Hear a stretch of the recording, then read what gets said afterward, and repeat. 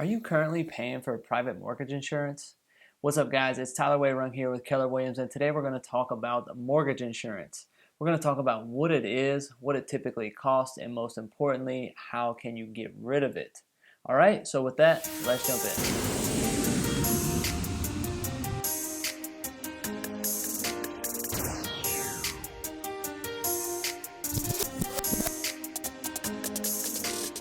All right, guys, so mortgage insurance is very common. In fact, NerdWallet says almost 20% of homes in the United States have some form of mortgage insurance on them. And that's because it does serve a very important purpose. But first, let's talk about what mortgage insurance is. Most people are familiar with car insurance or other forms of insurance, where essentially you get insurance to prevent you from kind of coming up with a huge sum of money in the case that something goes wrong. Typically, it's a catastrophic event such as a car wreck or something happening to your house. So in the example of a car wreck, you get auto insurance so that you don't have to, one, come up with the money for the payment, and then also it goes to anyone you hurt or injure during that accident. So basically, when something bad happens, insurance helps you come up or basically come back even from that event. Well, mortgage insurance is very similar. So typically when you're not making the mortgage payment, that's the something that goes bad. The bank has some benefit or protection for that amount of money that they owe you. So in this case, the insured is the company lending you the money. It's the bank. They are protected if you don't pay. So mortgage insurance is typically only on loans that have a higher than 80% loan to value. So if you're putting down less than 20%, that's for the most case when mortgage insurance comes into play. And so why do they do that? So that 20% equity position is where banks typically feel comfortable with the amount of risk they're taking on. So if you don't pay, they can typically take the property back over, and then they have a 20% buffer in terms of, even if you destroy the place or do something wrong, they can typically take it back over and resell it and kind of break even. They never want to do that, but 20% gives them a good comfort level going in that they don't require this extra insurance. Now, if you put down less than 20%, they are taking on increased risk to say, if I do have to take this property back over, I don't really feel good about my odds of being able to do that and sell it without losing money. So that's why they require mortgage insurance in these scenarios. So essentially, mortgage insurance protects the bank when they're making loans to people that are putting down less than 20%. In a nutshell, that's what it is. All right, so the point of this video is to cover mortgage insurance at a high level, give you an understanding of the concepts, and give you enough information to ask good questions when you're reaching out to your lender. I don't intend to cover every specific nuance of mortgage insurance or every detail, so just keep that in mind. But the two primary forms of mortgage insurance are PMI and MIP. So let's start. We'll kind of compare and contrast throughout this video the difference between the two. So PMI is used on conventional loans where you're putting down at less than 20%, where MIP is used on any FHA loan where you're putting down at less than 20%.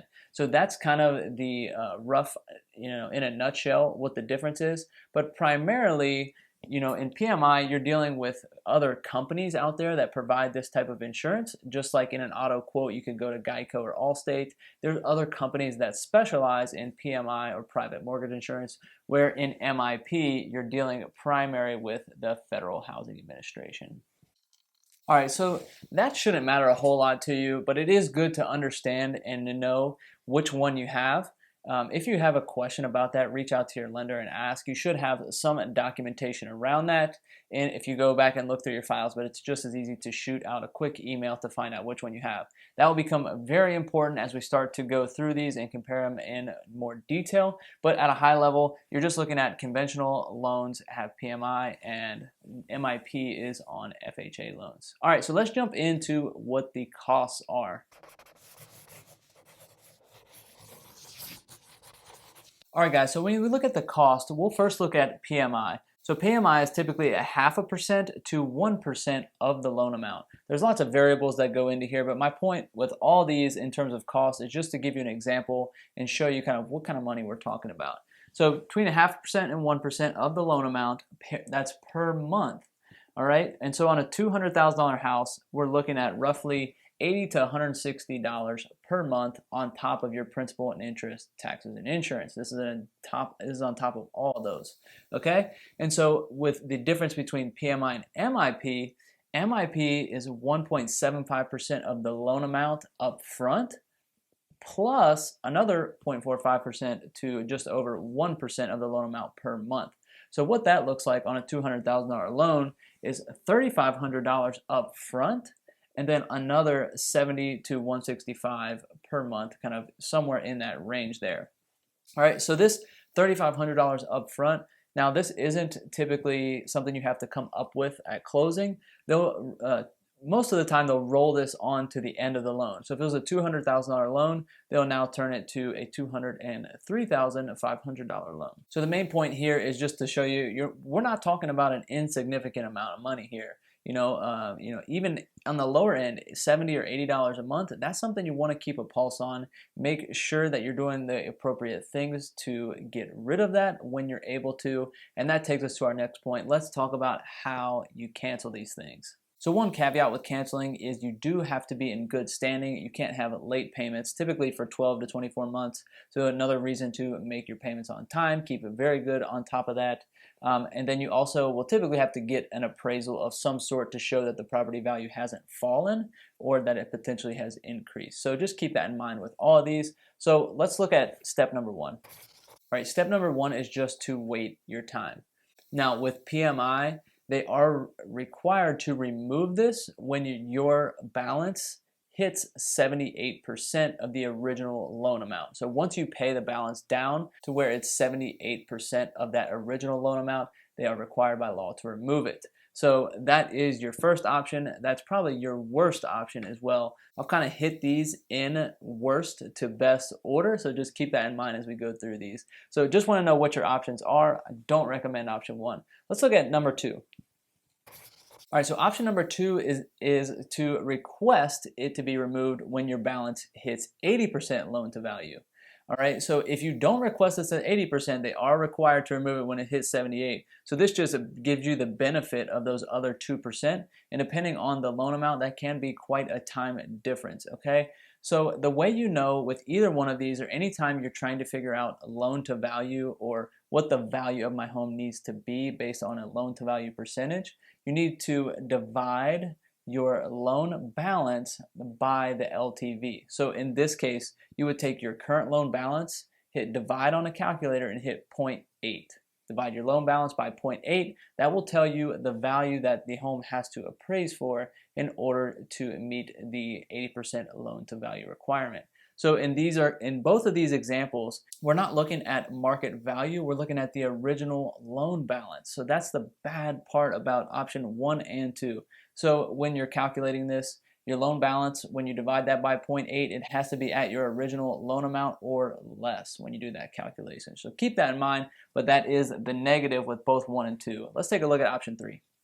All right, option 3 is to get a new appraisal. Okay, the benefit here is we're no longer talking about or comparing the 80% or 78% to the original loan amount. Now we're talking current value of the home. So, if values have gone up, so it's currently January of 2021, for the last 8 to 10 years, values have significantly risen. So this is where it becomes a huge benefit for you.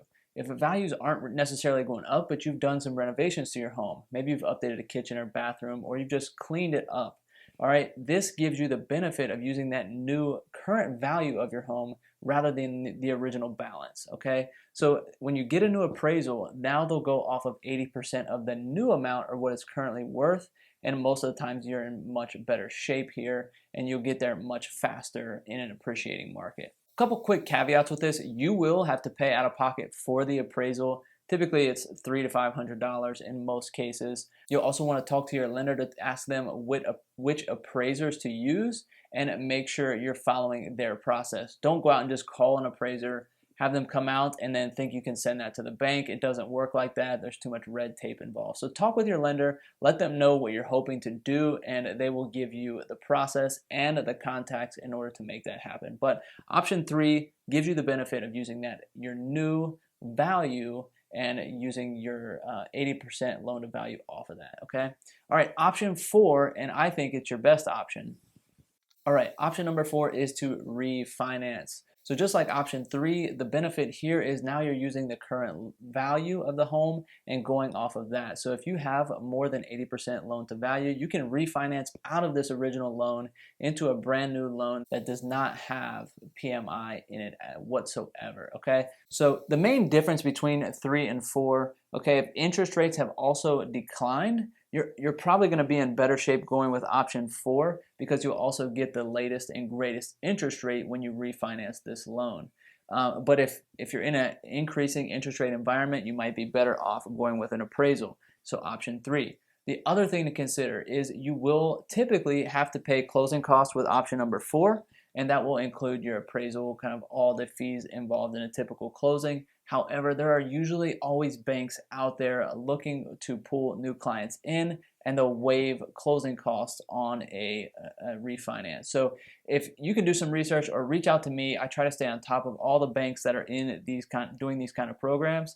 If you're getting ready to do something like this, ping me and I'll try to help you out as best I can. If I know of a company around that is doing this, I'd love to make a recommendation for you. But if you can get this done for zero out of pocket, no closing cost, this is typically your best case because it will include the fee from that appraisal as well.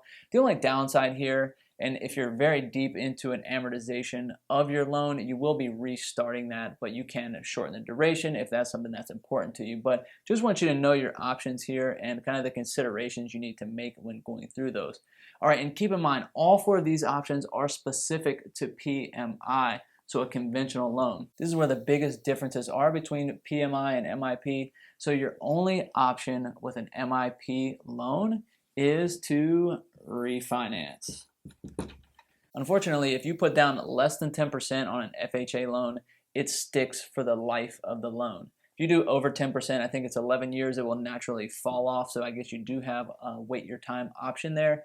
But again, that's not a good option. So the only way to get out of that is to refinance when you have an 80% equity position, or I'm sorry, 80% loan to value or 20% equity position.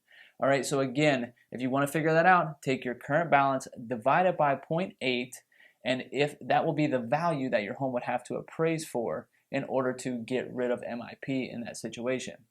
Now, the ways you can do this is, look at Zillow, Redfin, Trulia, kind of get a rough idea of where your home is. You probably don't want to wait until Zillow tells you it's right at that mark that you need to hit, because I'll link to another video over here about Zillow that we shot, kind of the pros and cons and how to use it appropriately. But if you're that close, you probably want to reach out to a real estate agent to see what the value they think it might be or what it might appraise for, okay? Because you don't want to go through this whole process and pay closing fees and then come to find out you're at maybe 81, 82% loan to value and they have to keep that on there. That would just be a really bad day. So reach out to me. I'd love to help kind of tell you what I think your home would appraise for in its current condition and before you start that refinance period. All right, so another thing to consider in both options when you're refinancing or just paying for appraisal, we get a lot of questions of, is it worth it? Is the savings worth that initial cost? Obviously, if you can do it for free, like we talked about over here, it's a no-brainer. But the way to kind of think through this problem is to come up with the cost that it will cost you to refinance or get an appraisal. So let's use the refinance example, and let's just say closing costs are $3,000. All right, so let's just say $3,000, and then you'll want to divide that by the current amount that you're paying in PMI, okay?